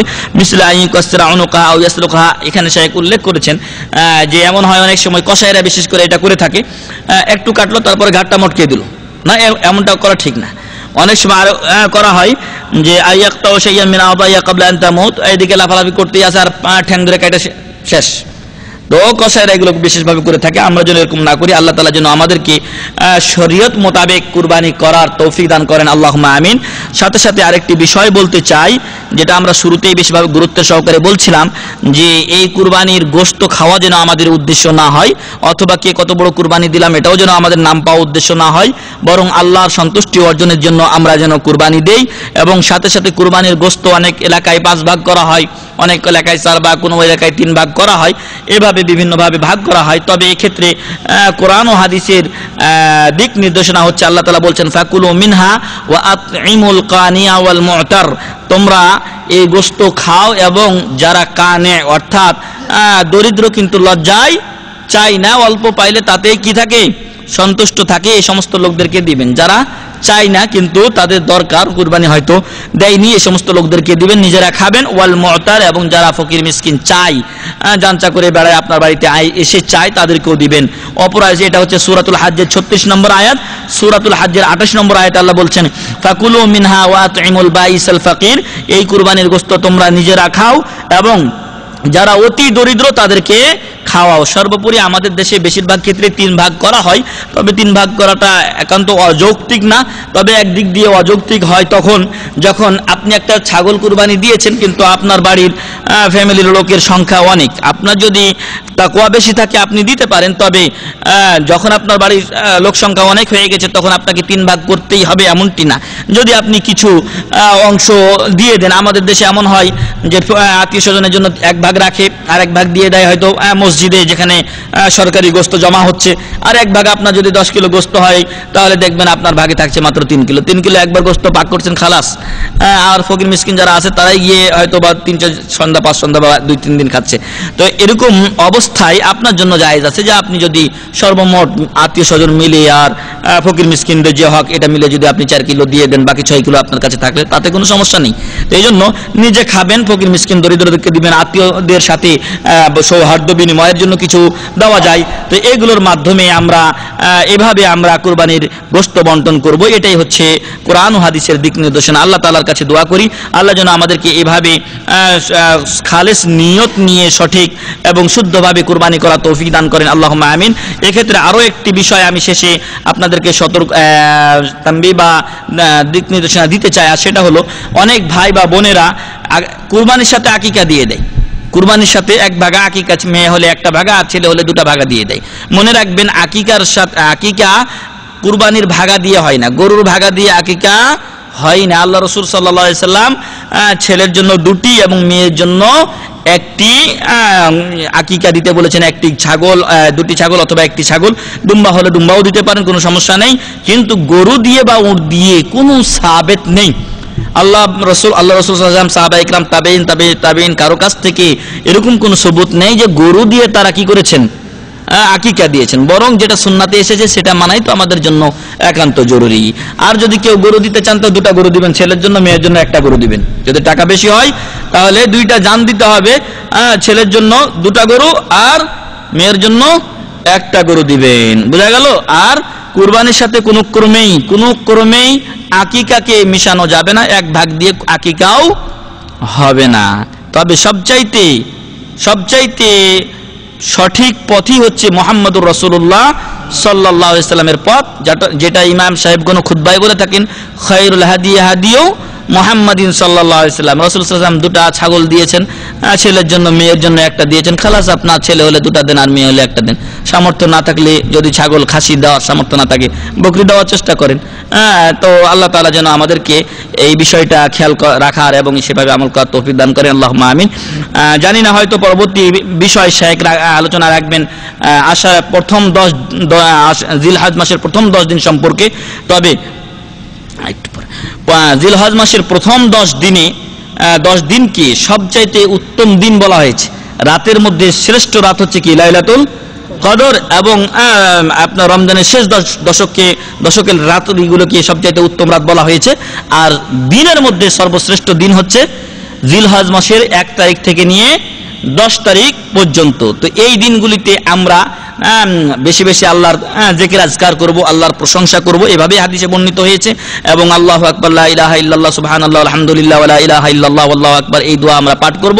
আর সাথে সাথে স্মরণ করিয়ে দিতে চাই, হয়তো অনেকেই ভুলে যাবেন, আরাফার দিবসে যারা হাজি না তারা আরাফার দিবসে রোজা রাখবেন। যেদিন দেশে হোক বা এখানকার লোক হোক, যেদিন হাজিগণ আরাফাতে অবস্থান করেন সেই দিন একদিন যদি রোজা রাখা হয় তাহলে পূর্বের এবং আগামী 1 বছর, মোট 2 বছরের গুনাহ আল্লাহ তাআলা মাফ করে দেন, সুবহানাল্লাহ ওয়া বিহামদি। এই জিনিসটা যেন খেয়াল থাকে। সাথে সাথে অন্যান্য ইবাদত বন্দেগীগুলো যেন আমরা বেশি বেশি করি, কোরআন তেলাওয়াত, এবং এমনিভাবে যদি কেউ 9 তারিখ পর্যন্ত পুরাটাই রোজা রাখতে পারে, আহলান সাহলান, তার জন্য কল্যাণকর। তো এই ভালো কাজগুলো যেন আমরা এই আশরায়ে জিলহজ মাসের প্রথম 10 দিন আমরা খেয়াল রাখি। এই দিনগুলোর মধ্যে 8 তারিখ থেকে হজের কাজ শুরু হয়, এই জন্য এটা মর্যাদা আরো বাড়িয়ে দিয়েছে। আর সবচাইতে শ্রেষ্ঠ দিন বলা হয়েছে আরাফার দিবসকে। অতএব সেই দিবসও রয়েছে, সেই দিবসে রোজার কথা আল্লাহ যেন আমাদেরকে এগুলো পালন করার তৌফিক দান করেন, আমিন। ওয়া আখিরু দাওয়ানা আলহামদুলিল্লাহি রাব্বিল আলামিন। লা তাযবাহু ইল্লা মুসসিন্না, এই মুসসিন্নার নিয়ে মারামারি হয়েছে। মুসসিন্না মানে কি? সিন্নুন মানে দাঁত, আর সানাতুন মানে বছর। সিন্নুন মানে দাঁত এবং সানাতুন মানে বছর। তো একদল আলিম ওলামা বলেছেন যে সিন্নুন থেকে মুসসিন্না, তাতে করে হয় কি, না দাঁতলে দেওয়া যাবে না। তবে বেশিরভাগ ক্ষেত্রে যে বয়স উল্লেখ করা হয়েছে সেখানে দাঁতে যায়। মুসসিন্না যখন 1 বছর হয়ে যায় তখন দাঁতে যায়। একান্ত যদি কেউ নিজের বাড়িতে ছাগল পোষে অথবা এরকম গরু পোষে আর ঘটনা কর্মে না হয়, আর এছাড়া উনি আর পাচ্ছেন না, তবে ওই অবস্থায় ওটাই তার জন্য কুরবানি যথেষ্ট হবে। যারা 1 বছর বলেছেন তাদের কল তো ঠিকই আছে। আর মুসসিন্না বেশিরভাগ ক্ষেত্রে হয়ে যায়, এজন্য তাতে কোনো ভেজাল নেই। জি, আনিস ভাই আমাদের স্মরণ করিয়ে দিয়েছেন যে শিং ভাঙার কথাটা, শিং ভাঙা, লেজ কাটা, এগুলো কুরবানির জন্তু, এগুলো থেকে মুক্ত হতে হবে। জি, তো আমরা আজকের আলোচনা এখানে শেষ করি। সুবহানাকা আল্লাহুম্মা ওয়া বিহামদিকা আশহাদু আল্লা ইলাহা ইল্লা আনতা আস্তাগফিরুকা ওয়া আতুবু ইলাইক। ওয়া সাল্লাল্লাহু আলা নাবিয়িনা মুহাম্মদ ওয়া আলা আলিহি ওয়া সাহবিহি।